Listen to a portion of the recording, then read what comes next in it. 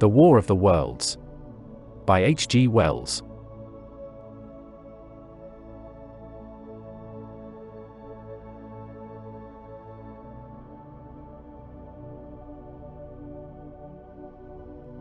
Book 2. The Earth Under the Martians. Chapter 1. Underfoot. In the first book I have wandered so much from my own adventures to tell of the experiences of my brother that all through the last 2 chapters One and the Curet have been lurking in the empty house at Halliford whither we fled to escape the black smoke. There I will resume. We stopped there all Sunday night and all the next day, the day of the panic, in a little island of daylight, cut off by the black smoke from the rest of the world. We could do nothing but wait in aching inactivity during those 2 weary days. My mind was occupied by anxiety for my wife. I figured her at Leatherhead, terrified, in danger, mourning me already as a dead man. I paced the rooms and cried aloud when I thought of how I was cut off from her, of all that might happen to her in my absence. My cousin I knew was brave enough for any emergency, but he was not the sort of man to realize danger quickly, to rise promptly. What was needed now was not bravery, but circumspection. My only consolation was to believe that the Martians were moving Londonward and away from her. Such vague anxieties keep the mind sensitive and painful. I grew very weary and irritable with the Curet's perpetual ejaculations. I tired of the sight of his selfish despair. After some ineffectual remonstrance I kept away from him, staying in a room, evidently a children's schoolroom, containing globes, forms, and copybooks. When he followed me thither, I went to a box room at the top of the house and, in order to be alone with my aching miseries, locked myself in. We were hopelessly hemmed in by the black smoke all that day and the morning of the next. There were signs of people in the next house on Sunday evening, a face at a window and moving lights, and later the slamming of a door. But I do not know who these people were, nor what became of them. We saw nothing of them next day. The black smoke drifted slowly riverward all through Monday morning, creeping nearer and nearer to us, driving at last along the roadway outside the house that hid us. A Martian came across the fields about midday, laying the stuff with a jet of superheated steam that hissed against the walls, smashed all the windows it touched, and scalded the Curet's hand as he fled out of the front room. When at last we crept across the sodden rooms and looked out again, the country northward was as though a black snowstorm had passed over it. Looking towards the river, we were astonished to see an unaccountable redness mingling with the black of the scorched meadows. For a time we did not see how this change affected our position, save that we were relieved of our fear of the black smoke. But later I perceived that we were no longer hemmed in, that now we might get away. So soon as I realized that the way of escape was open, my dream of action returned. But the Curet was lethargic, unreasonable. "We are safe here," he repeated, "safe here." I resolved to leave him, would that I had. Wiser now for the artilleryman's teaching, I sought out food and drink. I had found oil and rags for my burns, and I also took a hat and a flannel shirt that I found in one of the bedrooms. When it was clear to him that I meant to go alone, had reconciled myself to going alone, he suddenly roused himself to come. And all being quiet throughout the afternoon, we started about 5 o'clock, as I should judge, along the blackened road to Sunbury. In Sunbury, and at intervals along the road, were dead bodies lying in contorted attitudes, horses as well as men, overturned carts and luggage, all covered thickly with black dust. That pall of cindery powder made me think of what I had read of the destruction of Pompeii. We got to Hampton Court without misadventure, our minds full of strange and unfamiliar appearances, and at Hampton Court our eyes were relieved to find a patch of green that had escaped the suffocating drift. We went through Bushy Park, with its deer going to and fro under the chestnuts, and some men and women hurrying in the distance towards Hampton, and so we came to Twickenham. These were the first people we saw. Away across the road the woods beyond Ham and Petersham were still afire. Twickenham was uninjured by either heat ray or black smoke, and there were more people about here, though none could give us news. For the most part they were like ourselves, taking advantage of a lull to shift their quarters.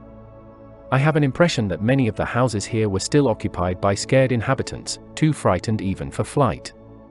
Here too the evidence of a hasty rout was abundant along the road. I remember most vividly 3 smashed bicycles in a heap, pounded into the road by the wheels of subsequent carts.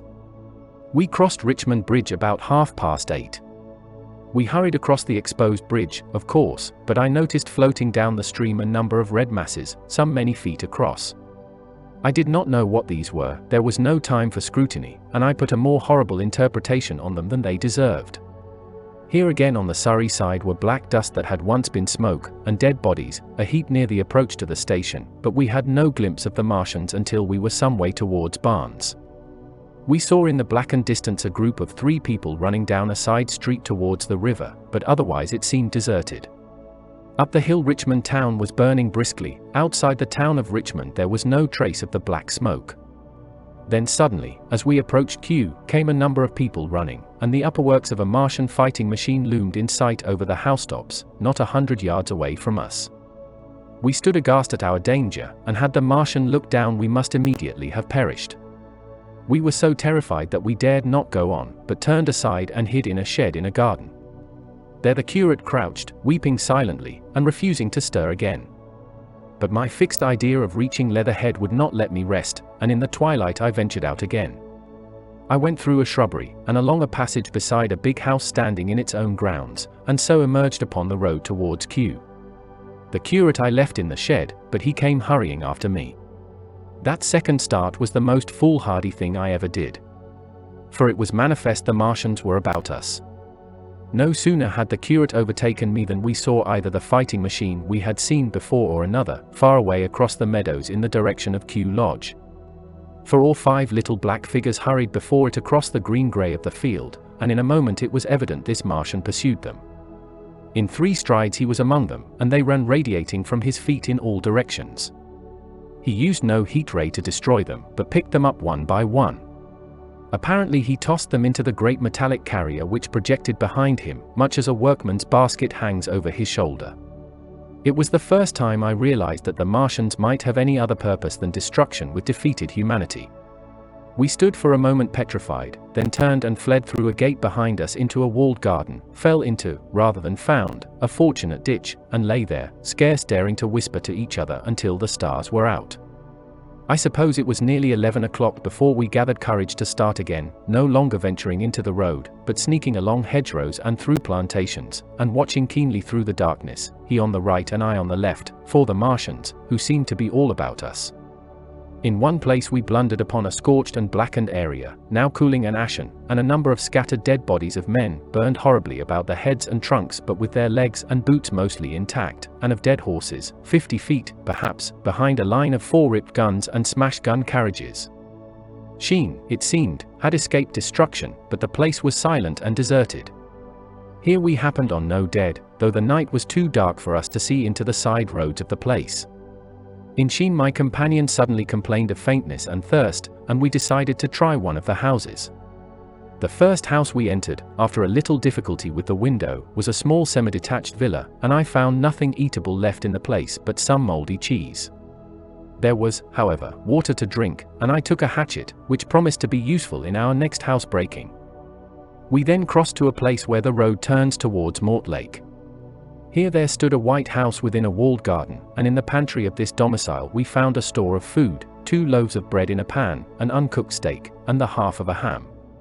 I give this catalogue so precisely because, as it happened, we were destined to subsist upon this store for the next fortnight.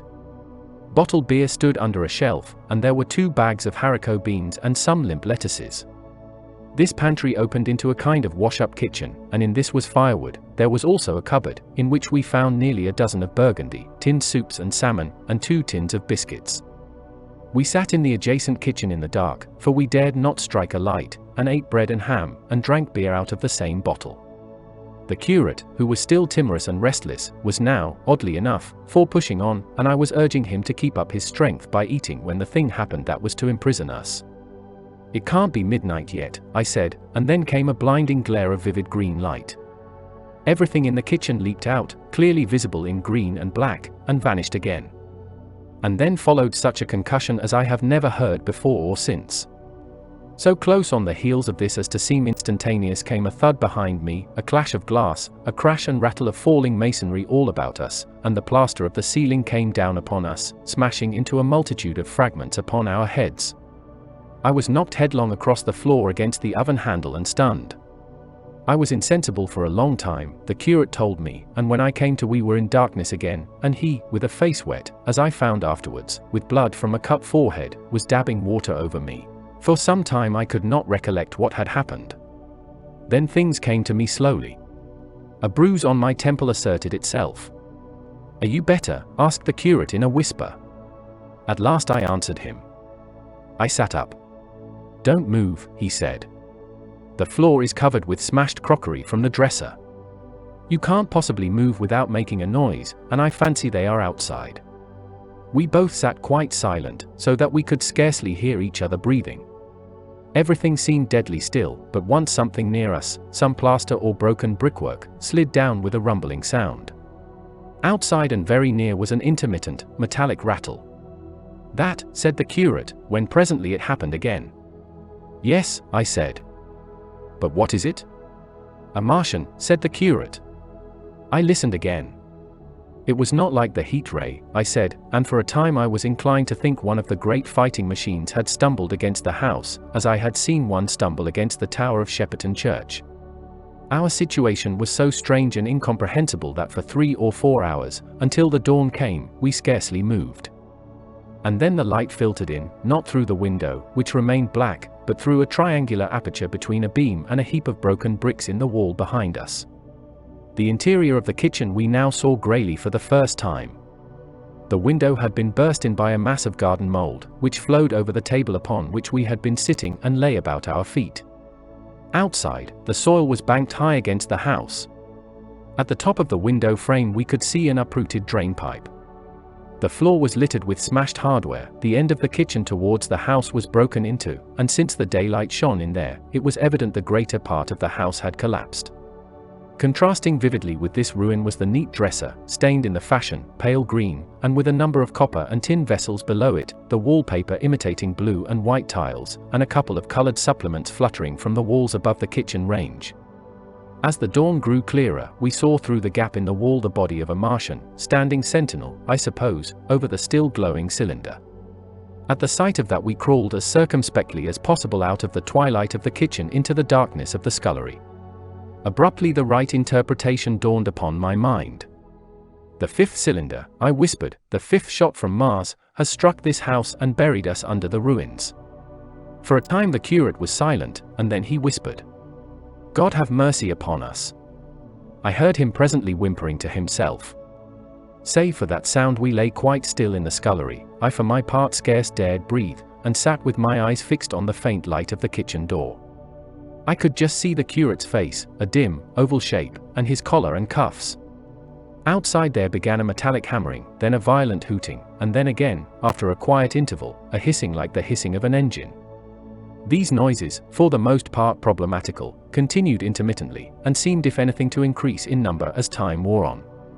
Presently a measured thudding and a vibration that made everything about us quiver, and the vessels in the pantry ring and shift, began and continued. Once the light was eclipsed, and the ghostly kitchen doorway became absolutely dark. For many hours we must have crouched there, silent and shivering, until our tired attention failed. At last I found myself awake and very hungry. I am inclined to believe we must have spent the greater portion of a day before that awakening. My hunger was at a stride so insistent that it moved me to action. I told the curate I was going to seek food, and felt my way towards the pantry. He made me no answer, but so soon as I began eating the faint noise I made stirred him up and I heard him crawling after me. Chapter 2. What we saw from the ruined house. After eating we crept back to the scullery, and there I must have dozed again, for when presently I looked round I was alone. The thudding vibration continued with wearisome persistence. I whispered for the curate several times, and at last felt my way to the door of the kitchen. It was still daylight, and I perceived him across the room, lying against the triangular hole that looked out upon the Martians. His shoulders were hunched, so that his head was hidden from me. I could hear a number of noises almost like those in an engine shed, and the place rocked with that beating thud. Through the aperture in the wall I could see the top of a tree touched with gold and the warm blue of a tranquil evening sky. For a minute or so I remained watching the curate, and then I advanced, crouching and stepping with extreme care amid the broken crockery that littered the floor. I touched the curate's leg, and he started so violently that a mass of plaster went sliding down outside and fell with a loud impact. I gripped his arm, fearing he might cry out, and for a long time we crouched motionless. Then I turned to see how much of our rampart remained. The detachment of the plaster had left a vertical slit open in the debris, and by raising myself cautiously across a beam I was able to see out of this gap into what had been overnight a quiet suburban roadway. Vast, indeed, was the change that we beheld. The fifth cylinder must have fallen right into the midst of the house we had first visited. The building had vanished, completely smashed, pulverized, and dispersed by the blow. The cylinder lay now far beneath the original foundations, deep in a hole, already vastly larger than the pit I had looked into at Woking. The earth all round it had splashed under that tremendous impact, splashed is the only word, and lay in heaped piles that hid the masses of the adjacent houses. It had behaved exactly like mud under the violent blow of a hammer. Our house had collapsed backward, the front portion, even on the ground floor, had been destroyed completely. By a chance the kitchen and scullery had escaped, and stood buried now under soil and ruins, closed in by tons of earth on every side save towards the cylinder. Over that aspect we hung now on the very edge of the great circular pit the Martians were engaged in making. The heavy beating sound was evidently just behind us, and ever and again a bright green vapor drove up like a veil across our peephole. The cylinder was already opened in the center of the pit, and on the farther edge of the pit, amid the smashed and gravel-heaped shrubbery, one of the great fighting machines, deserted by its occupant, stood stiff and tall against the evening sky. At first I scarcely noticed the pit and the cylinder, although it has been convenient to describe them first, on account of the extraordinary glittering mechanism I saw busy in the excavation, and on account of the strange creatures that were crawling slowly and painfully across the heaped mold near it. The mechanism it certainly was that held my attention first. It was one of those complicated fabrics that have since been called handling machines, and the study of which has already given such an enormous impetus to terrestrial invention. As it dawned upon me first, it presented a sort of metallic spider with 5 jointed, agile legs, and with an extraordinary number of jointed levers, bars, and reaching and clutching tentacles about its body. Most of its arms were retracted, but with 3 long tentacles it was fishing out a number of rods, plates, and bars which lined the covering and apparently strengthened the walls of the cylinder. These, as it extracted them, were lifted out and deposited upon a level surface of earth behind it. Its motion was so swift, complex, and perfect that at first I did not see it as a machine, in spite of its metallic glitter. The fighting machines were coordinated and animated to an extraordinary pitch, but nothing to compare with this.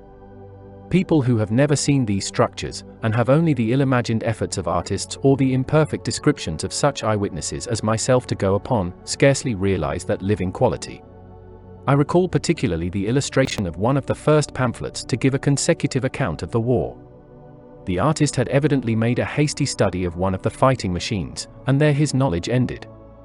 He presented them as tilted, stiff tripods, without either flexibility or subtlety, and with an altogether misleading monotony of effect.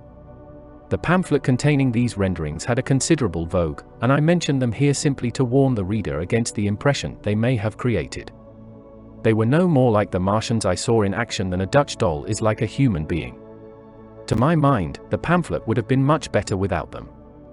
At first, I say, the handling machine did not impress me as a machine, but as a crab-like creature with a glittering integument, the controlling Martian whose delicate tentacles actuated its movements seeming to be simply the equivalent of the crab's cerebral portion. But then I perceived the resemblance of its grey-brown, shiny, leathery integument to that of the other sprawling bodies beyond, and the true nature of this dexterous workman dawned upon me. With that realization my interest shifted to those other creatures, the real Martians. Already I had had a transient impression of these, and the first nausea no longer obscured my observation. Moreover, I was concealed and motionless, and under no urgency of action. They were, I now saw, the most unearthly creatures it is possible to conceive. They were huge round bodies, or, rather, heads, about 4 feet in diameter, each body having in front of it a face. This face had no nostrils. Indeed, the Martians do not seem to have had any sense of smell, but it had a pair of very large dark-colored eyes, and just beneath this a kind of fleshy beak. In the back of this head or body, I scarcely know how to speak of it, was the single tight tympanic surface, since known to be anatomically an ear, though it must have been almost useless in our dense air. In a group round the mouth were 16 slender, almost whip-like tentacles, arranged in 2 bunches of 8 each. These bunches have since been named rather aptly, by that distinguished anatomist, Professor Howe's, the hands. Even as I saw these Martians for the first time, they seemed to be endeavoring to raise themselves on these hands, but of course, with the increased weight of terrestrial conditions, this was impossible. There is reason to suppose that on Mars they may have progressed upon them with some facility. The internal anatomy, I may remark here, as dissection has since shown, was almost equally simple. The greater part of the structure was the brain, sending enormous nerves to the eyes, ear, and tactile tentacles. Besides this were the bulky lungs, into which the mouth opened, and the heart and its vessels. The pulmonary distress caused by the denser atmosphere and greater gravitational attraction was only too evident in the convulsive movements of the outer skin. And this was the sum of the Martian organs. Strange as it may seem to a human being, all the complex apparatus of digestion, which makes up the bulk of our bodies, did not exist in the Martians. They were heads, merely heads. Entrails they had none. They did not eat, much less digest. Instead, they took the fresh, living blood of other creatures, and injected it into their own veins. I have myself seen this being done, as I shall mention in its place. But, squeamish as I may seem, I cannot bring myself to describe what I could not endure even to continue watching. Let it suffice to say, blood obtained from a still living animal, in most cases from a human being, was run directly by means of a little pipette into the recipient canal. The bare idea of this is no doubt horribly repulsive to us, but at the same time I think that we should remember how repulsive our carnivorous habits would seem to an intelligent rabbit. The physiological advantages of the practice of injection are undeniable, if one thinks of the tremendous waste of human time and energy occasioned by eating and the digestive process. Our bodies are half made up of glands and tubes and organs, occupied in turning heterogeneous food into blood. The digestive processes and their reaction upon the nervous system sap our strength and color our minds. Men go happy or miserable as they have healthy or unhealthy livers, or sound gastric glands. But the Martians were lifted above all these organic fluctuations of mood and emotion. Their undeniable preference for men as their source of nourishment is partly explained by the nature of the remains of the victims they had brought with them as provisions from Mars. These creatures, to judge from the shriveled remains that have fallen into human hands, were bipeds with flimsy, siliceous skeletons, almost like those of the siliceous sponges, and feeble musculature, standing about 6 feet high and having round, erect heads, and large eyes in flinty sockets. 2 or 3 of these seem to have been brought in each cylinder, and all were killed before Earth was reached. It was just as well for them, for the mere attempt to stand upright upon our planet would have broken every bone in their bodies. And while I am engaged in this description, I may add in this place certain further details which, although they were not all evident to us at the time, will enable the reader who is unacquainted with them to form a clearer picture of these offensive creatures. In 3 other points their physiology differed strangely from ours. Their organisms did not sleep, any more than the heart of man sleeps. Since they had no extensive muscular mechanism to recuperate, that periodical extinction was unknown to them. They had little or no sense of fatigue, it would seem. On Earth they could never have moved without effort, yet even to the last they kept in action. In 24 hours they did 24 hours of work, as even on Earth is perhaps the case with the ants. In the next place, wonderful as it seems in a sexual world, the Martians were absolutely without sex, and therefore without any of the tumultuous emotions that arise from that difference among men. A young Martian, there can now be no dispute, was really born upon Earth during the war, and it was found attached to its parent, partially budded off, just as young lilybulbs bud off, or like the young animals in the freshwater polyp. In man, in all the higher terrestrial animals, such a method of increase has disappeared, but even on this Earth it was certainly the primitive method. Among the lower animals, up even to those first cousins of the vertebrate animals, the tunicates, the 2 processes occur side by side, but finally the sexual method superseded its competitor altogether. On Mars, however, just the reverse has apparently been the case. It is worthy of remark that a certain speculative writer of quasi-scientific repute, writing long before the Martian invasion, did forecast for man a final structure not unlike the actual Martian condition. His prophecy, I remember, appeared in November or December, 1893, in a long-defunct publication, the Pall Mall Budget, and I recall a caricature of it in a pre-Martian periodical called Punch. He pointed out, writing in a foolish, facetious tone, that the perfection of mechanical appliances must ultimately supersede limbs, the perfection of chemical devices, digestion, that such organs as hair, external nose, teeth, ears, and chin were no longer essential parts of the human being, and that the tendency of natural selection would lie in the direction of their steady diminution through the coming ages. The brain alone remained a cardinal necessity. Only one other part of the body had a strong case for survival, and that was the hand, teacher and agent of the brain. While the rest of the body dwindled, the hands would grow larger. There is many a true word written in jest, and here in the Martians we have beyond dispute the actual accomplishment of such a suppression of the animal side of the organism by the intelligence. To me it is quite credible that the Martians may be descended from beings not unlike ourselves, by a gradual development of brain and hands, the latter giving rise to the two bunches of delicate tentacles at last, at the expense of the rest of the body. Without the body the brain would, of course, become a mere selfish intelligence, without any of the emotional substratum of the human being. The last salient point in which the systems of these creatures differed from ours was in what one might have thought a very trivial particular. Microorganisms, which cause so much disease and pain on Earth, have either never appeared upon Mars or Martian sanitary science eliminated them ages ago. 100 diseases, all the fevers and contagions of human life, consumption, cancers, tumors and such morbidities, never enter the scheme of their life. And speaking of the differences between the life on Mars and terrestrial life, I may allude here to the curious suggestions of the red weed. Apparently the vegetable kingdom in Mars, instead of having green for a dominant color, is of a vivid blood red tint. At any rate, the seeds which the Martians, intentionally or accidentally, brought with them gave rise in all cases to red-colored growths. Only that known popularly as the red weed, however, gained any footing in competition with terrestrial forms. The red creeper was quite a transitory growth, and few people have seen it growing. For a time, however, the red weed grew with astonishing vigor and luxuriance.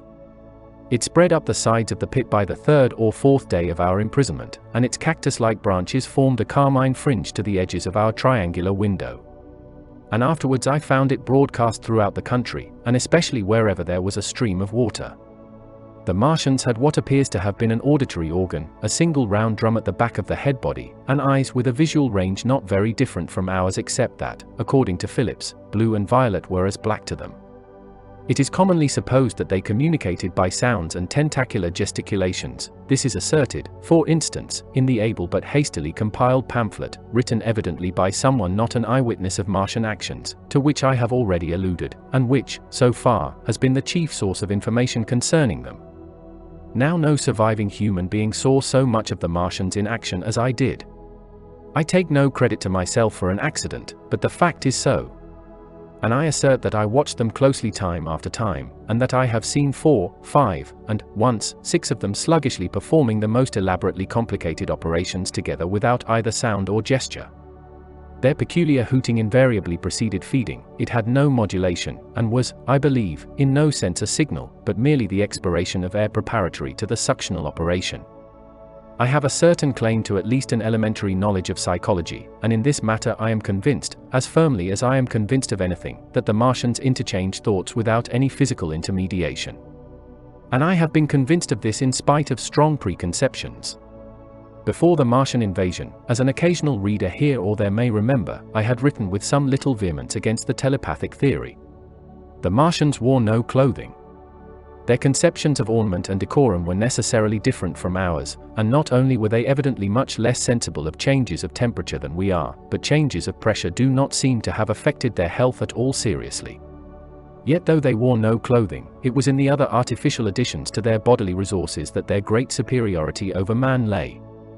We men, with our bicycles and road skates, our Lilienthal soaring machines, our guns and sticks and so forth, are just in the beginning of the evolution that the Martians have worked out. They have become practically mere brains, wearing different bodies according to their needs just as men wear suits of clothes and take a bicycle in a hurry or an umbrella in the wet. And of their appliances, perhaps nothing is more wonderful to a man than the curious fact that what is the dominant feature of almost all human devices in mechanism is absent. The wheel is absent. Among all the things they brought to Earth there is no trace or suggestion of their use of wheels. One would have at least expected it in locomotion. And in this connection it is curious to remark that even on this earth nature has never hit upon the wheel, or has preferred other expedients to its development. And not only did the Martians either not know of, which is incredible, or abstain from, the wheel, but in their apparatus singularly little use is made of the fixed pivot or relatively fixed pivot, with circular motions thereabout confined to one plane. Almost all the joints of the machinery present a complicated system of sliding parts moving over small but beautifully curved friction bearings. And while upon this matter of detail, it is remarkable that the long leverage of their machines are in most cases actuated by a sort of sham musculature of the discs in an elastic sheath, these discs become polarized and drawn closely and powerfully together when traversed by a current of electricity. In this way the curious parallelism to animal motions, which was so striking and disturbing to the human beholder, was attained. Such quasi-muscles abounded in the crab-like handling machine which, on my first peeping out of the slit, I watched unpacking the cylinder. It seemed infinitely more alive than the actual Martians lying beyond it in the sunset light, panting, stirring ineffectual tentacles, and moving feebly after their vast journey across space. While I was still watching their sluggish motions in the sunlight, and noting each strange detail of their form, the curate reminded me of his presence by pulling violently at my arm. I turned to a scowling face, and silent, eloquent lips. He wanted the slit, which permitted only one of us to peep through, and so I had to forego watching them for a time while he enjoyed that privilege. When I looked again, the busy handling machine had already put together several of the pieces of apparatus it had taken out of the cylinder into a shape having an unmistakable likeness to its own, and down on the left a busy little digging mechanism had come into view, emitting jets of green vapor and working its way round the pit, excavating and embanking in a methodical and discriminating manner. This it was which had caused the regular beating noise, and the rhythmic shocks that had kept our ruinous refuge quivering. It piped and whistled as it worked. So far as I could see, the thing was without a directing Martian at all. Chapter 3. The Days of Imprisonment. The arrival of a second fighting machine drove us from our peephole into the scullery, for we feared that from his elevation the Martian might see down upon us behind our barrier. At a later date we began to feel less in danger of their eyes, for to an eye in the dazzle of the sunlight outside our refuge must have been blank blackness, but at first the slightest suggestion of approach drove us into the scullery in heart-throbbing retreat. Yet terrible as was the danger we incurred, the attraction of peeping was for both of us irresistible. And I recall now with a sort of wonder that, in spite of the infinite danger in which we were between starvation and a still more terrible death, we could yet struggle bitterly for that horrible privilege of sight. We would race across the kitchen in a grotesque way between eagerness and the dread of making a noise, and strike each other, and thrust and kick, within a few inches of exposure. The fact is that we had absolutely incompatible dispositions and habits of thought and action, and our danger and isolation only accentuated the incompatibility. At Halliford I had already come to hate the curate's trick of helpless exclamation, his stupid rigidity of mind. His endless muttering monologue vitiated every effort I made to think out a line of action, and drove me at times, thus pent up and intensified, almost to the verge of craziness. He was as lacking in restraint as a silly woman. He would weep for hours together, and I verily believe that to the very end this spoiled child of life thought his weak tears in some way efficacious. And I would sit in the darkness unable to keep my mind off him by reason of his importunities. He ate more than I did, and it was in vain I pointed out that our only chance of life was to stop in the house until the Martians had done with their pit, that in that long patience a time might presently come when we should need food. He ate and drank impulsively in heavy meals at long intervals. He slept little. As the days wore on, his utter carelessness of any consideration so intensified our distress and danger that I had, much as I loathed doing it, to resort to threats, and at last to blows. That brought him to reason for a time. But he was one of those weak creatures, void of pride, timorous, anemic, hateful souls, full of shifty cunning, who face neither God nor man, who face not even themselves. It is disagreeable for me to recall and write these things, but I set them down that my story may lack nothing. Those who have escaped the dark and terrible aspects of life will find my brutality, my flash of rage in our final tragedy, easy enough to blame, for they know what is wrong as well as any, but not what is possible to tortured men. But those who have been under the shadow, who have gone down at last to elemental things, will have a wider charity. And while within we fought out our dark, dim contest of whispers, snatched food and drink, and gripping hands and blows, without, in the pitiless sunlight of that terrible June, was the strange wonder, the unfamiliar routine of the Martians in the pit. Let me return to those first new experiences of mine. After a long time I ventured back to the peephole, to find that the newcomers had been reinforced by the occupants of no fewer than 3 of the fighting machines. These last had brought with them certain fresh appliances that stood in an orderly manner about the cylinder. The second handling machine was now completed, and was busied in serving one of the novel contrivances the big machine had brought. This was a body resembling a milk can in its general form, above which oscillated a pear-shaped receptacle, and from which a stream of white powder flowed into a circular basin below. The oscillatory motion was imparted to this by one tentacle of the handling machine. With 2 spatulate hands the handling machine was digging out and flinging masses of clay into the pear-shaped receptacle above, while with another arm it periodically opened a door and removed rusty and blackened clinkers from the middle part of the machine. Another steely tentacle directed the powder from the basin along a ribbed channel towards some receiver that was hidden from me by the mound of bluish dust. From this unseen receiver a little thread of green smoke rose vertically into the quiet air. As I looked, the handling machine, with a faint and musical clinking, extended, telescopic fashion, a tentacle that had been a moment before a mere blunt projection, until its end was hidden behind the mound of clay. In another second it had lifted a bar of white aluminium into sight, untarnished as yet, and shining dazzlingly, and deposited it in a growing stack of bars that stood at the side of the pit. Between sunset and starlight this dexterous machine must have made more than 100 such bars out of the crude clay, and the mound of bluish dust rose steadily until it topped the side of the pit. The contrast between the swift and complex movements of these contrivances and the inert panting clumsiness of their masters was acute, and for days I had to tell myself repeatedly that these latter were indeed the living of the two things. The curate had possession of the slit when the first men were brought to the pit. I was sitting below, huddled up, listening with all my ears. He made a sudden movement backward, and I, fearful that we were observed, crouched in a spasm of terror. He came sliding down the rubbish and crept beside me in the darkness, inarticulate, gesticulating, and for a moment I shared his panic. His gesture suggested a resignation of the slit, and after a little while my curiosity gave me courage, and I rose up, stepped across him, and clambered up to it. At first I could see no reason for his frantic behavior. The twilight had now come, the stars were little and faint, but the pit was illuminated by the flickering green fire that came from the aluminium making.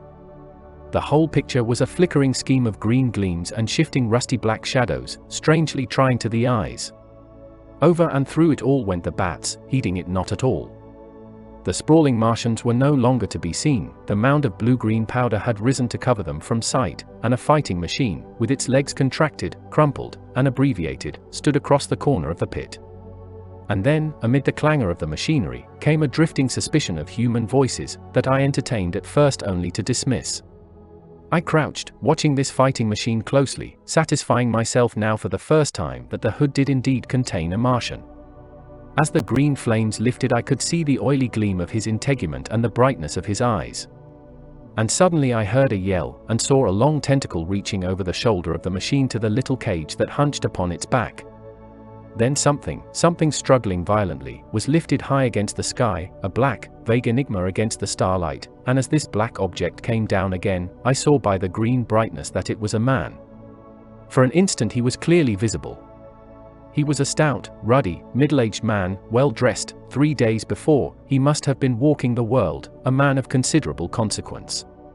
I could see his staring eyes and gleams of light on his studs and watch chain. He vanished behind the mound, and for a moment there was silence. And then began a shrieking and a sustained and cheerful hooting from the Martians. I slid down the rubbish, struggled to my feet, clapped my hands over my ears, and bolted into the scullery. The curate, who had been crouching silently with his arms over his head, looked up as I passed, cried out quite loudly at my desertion of him, and came running after me. That night, as we lurked in the scullery, balanced between our horror and the terrible fascination this peeping had, although I felt an urgent need of action, I tried in vain to conceive some plan of escape, but afterwards, during the second day, I was able to consider our position with great clearness. The curate, I found, was quite incapable of discussion. This new and culminating atrocity had robbed him of all vestiges of reason or forethought. Practically he had already sunk to the level of an animal. But as the saying goes, I gripped myself with both hands.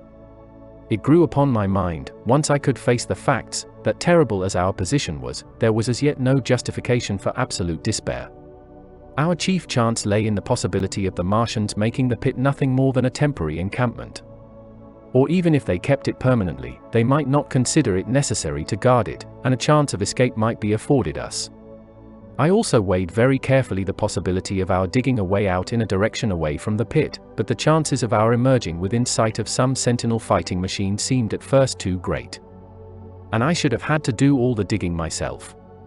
The curate would certainly have failed me.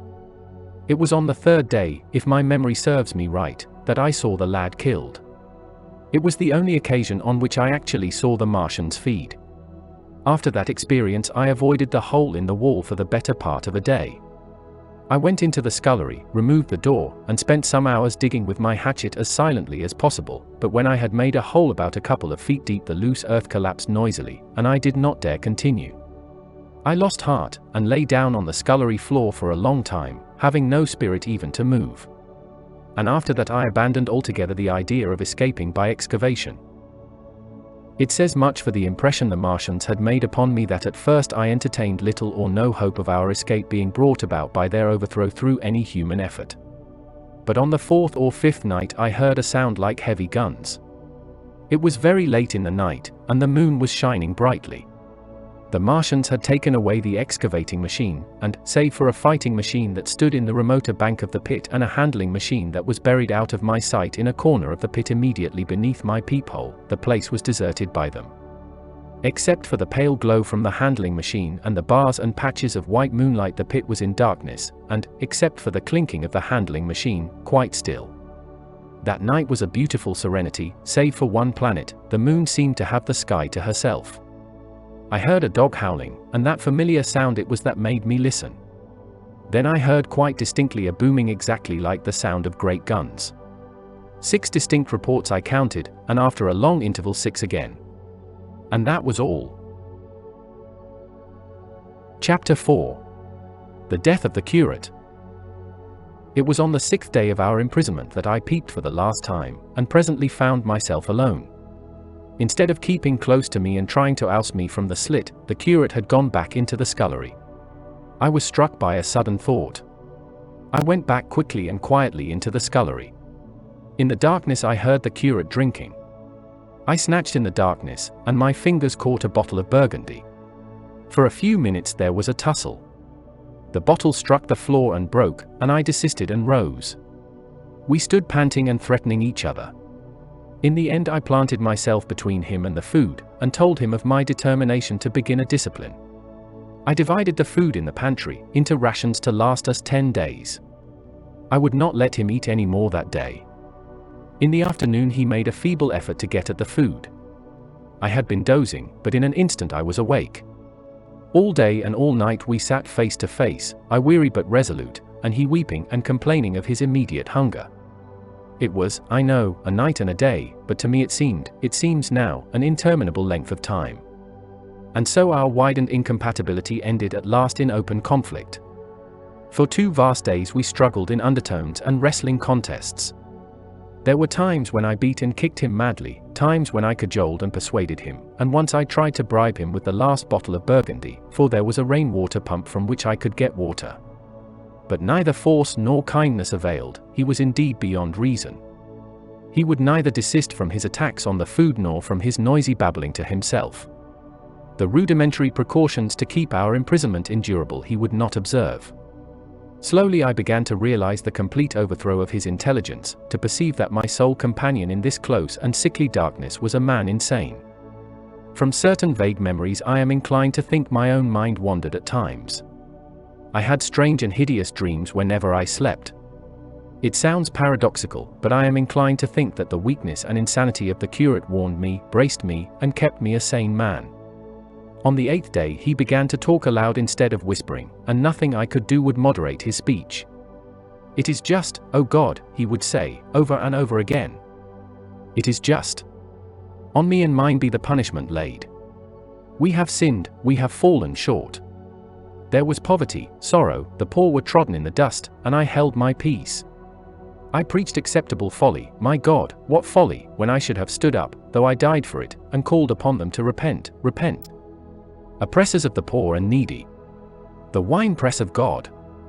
Then he would suddenly revert to the matter of the food I withheld from him, praying, begging, weeping, at last threatening. He began to raise his voice, I prayed him not to.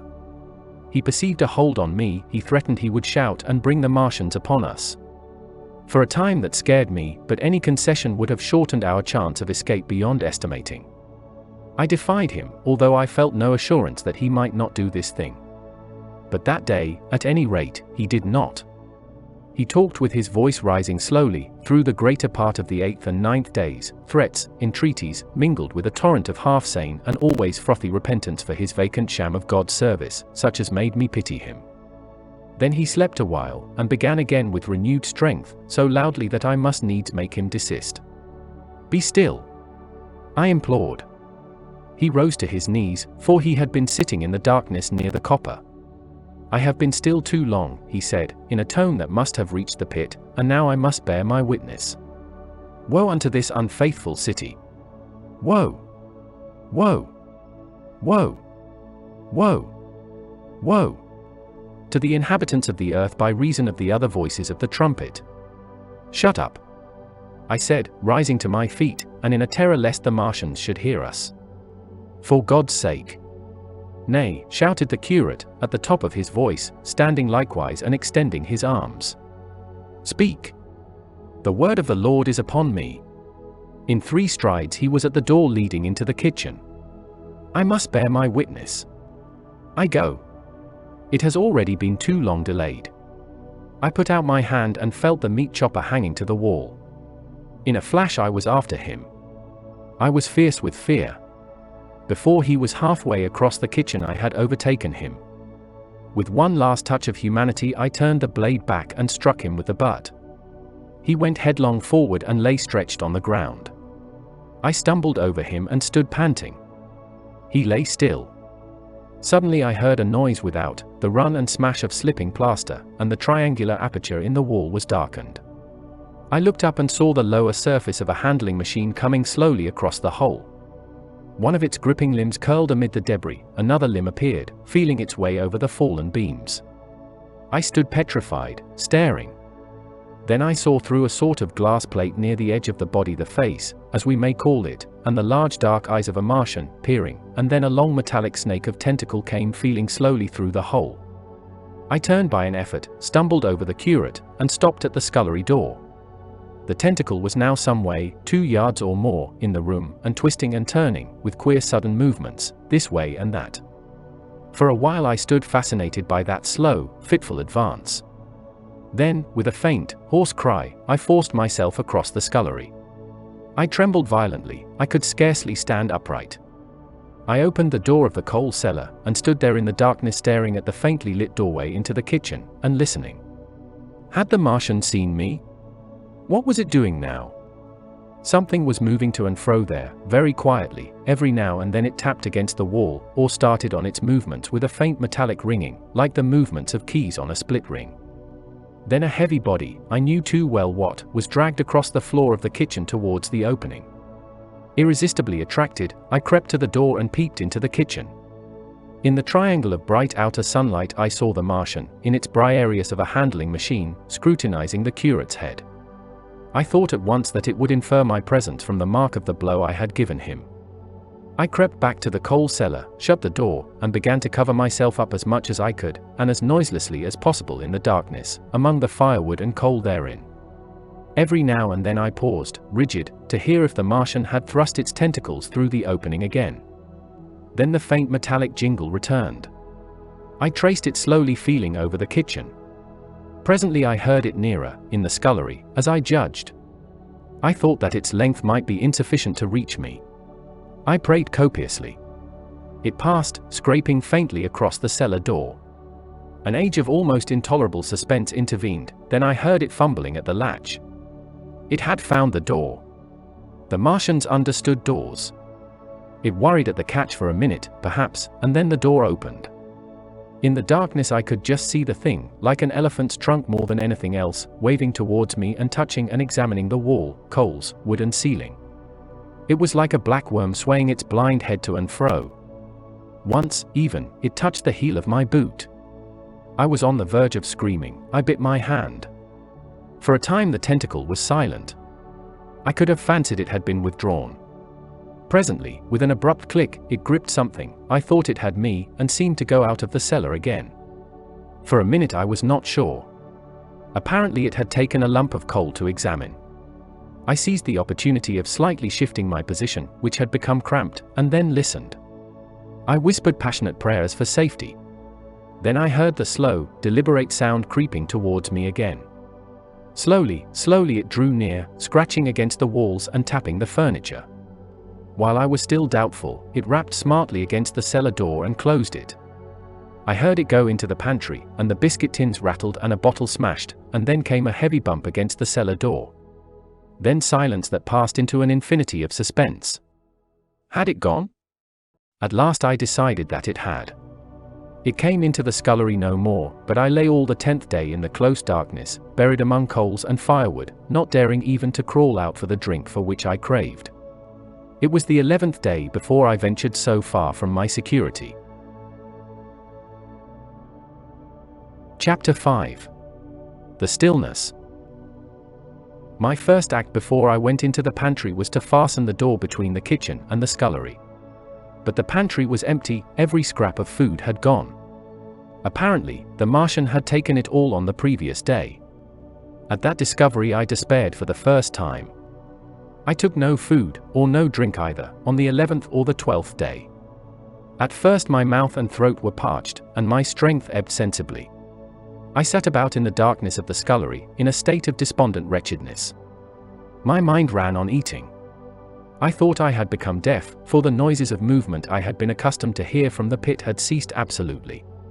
I did not feel strong enough to crawl noiselessly to the peephole, or I would have gone there. On the 12th day my throat was so painful that, taking the chance of alarming the Martians, I attacked the creaking rainwater pump that stood by the sink, and got a couple of glassfuls of blackened and tainted rainwater. I was greatly refreshed by this, and emboldened by the fact that no inquiring tentacle followed the noise of my pumping. During these days, in a rambling, inconclusive way, I thought much of the curate and of the manner of his death. On the 13th day I drank some more water, and dozed and thought disjointedly of eating and of vague impossible plans of escape. Whenever I dozed I dreamt of horrible phantasms, of the death of the curate, or of sumptuous dinners, but, asleep or awake, I felt a keen pain that urged me to drink again and again. The light that came into the scullery was no longer grey, but red. To my disordered imagination it seemed the color of blood. On the 14th day I went into the kitchen, and I was surprised to find that the fronds of the red weed had grown right across the hole in the wall, turning the half-light of the place into a crimson-colored obscurity. It was early on the 15th day that I heard a curious, familiar sequence of sounds in the kitchen, and, listening, identified it as the snuffing and scratching of a dog. Going into the kitchen, I saw a dog's nose peering in through a break among the ruddy fronds. This greatly surprised me. At the scent of me he barked shortly. I thought if I could induce him to come into the place quietly I should be able, perhaps, to kill and eat him, and in any case, it would be advisable to kill him, lest his actions attracted the attention of the Martians. I crept forward, saying "Good dog," very softly, but he suddenly withdrew his head and disappeared. I listened. I was not deaf, but certainly the pit was still. I heard a sound like the flutter of a bird's wings, and a horse croaking, but that was all. For a long while I lay close to the peephole, but not daring to move aside the red plants that obscured it. Once or twice I heard a faint pitter-patter like the feet of the dog going hither and thither on the sand far below me, and there were more bird-like sounds, but that was all. At length, encouraged by the silence, I looked out. Except in the corner, where a multitude of crows hopped and fought over the skeletons of the dead the Martians had consumed, there was not a living thing in the pit. I stared about me, scarcely believing my eyes. All the machinery had gone. Save for the big mound of grayish-blue powder in one corner, certain bars of aluminium in another, the black birds, and the skeletons of the killed, the place was merely an empty circular pit in the sand. Slowly I thrust myself out through the red weed, and stood upon the mound of rubble. I could see in any direction save behind me, to the north, and neither Martians nor sign of Martians were to be seen. The pit dropped shilly from my feet, but a little way along the rubbish afforded a practicable slope to the summit of the ruins. My chance of escape had come. I began to tremble. I hesitated for some time, and then, in a gust of desperate resolution, and with a heart that throbbed violently, I scrambled to the top of the mound in which I had been buried so long. I looked about again. To the northward, too, no Martian was visible. When I had last seen this part of Sheen in the daylight, it had been a straggling street of comfortable white and red houses, interspersed with abundant shady trees. Now I stood on a mound of smashed brickwork, clay, and gravel, over which spread a multitude of red cactus-shaped plants, knee-high, without a solitary terrestrial growth to dispute their footing.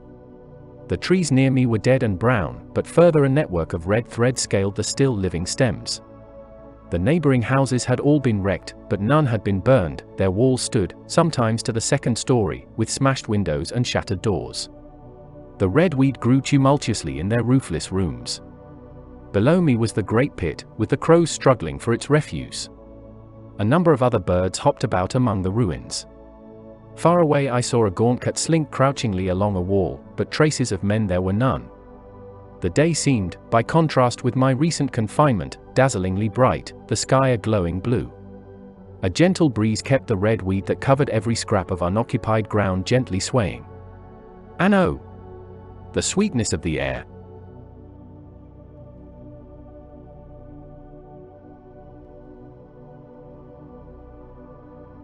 Thank you for watching. Stay tuned for more of The War of the Worlds, by H.G. Wells on the Classic Masterworks channel.